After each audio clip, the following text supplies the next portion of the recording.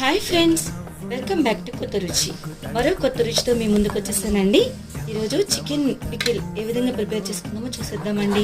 Chicken pickle మనం రైస్లోకి చాలా బాగుంటుందండి. చికెన్ ఆవకాయ అన్నమాట. ఇది నిల్వ పచ్చడి. మనం ఫ్రిడ్జ్లో పెట్టుకొని ఒక 1 మంత్ ఒక అట్లా తీసుకోవచ్చు. చాలా బాగుంటుంది, చాలా టేస్టీగా ఉంటుంది. కారం కారంగా పుల్ల పుల్లగా ఎంత బాగుంటుందంటే మరి ట్రై చేసి చూస్తే కానీ అర్థమవుతుంది. అంత బాగుంటుంది అనమాట. చూస్తున్నారు కదా ఎంత ఎంత బ్యూటిఫుల్ కనబడుతుంది కదా, మనకి తినాలనిపిస్తుంది కదా.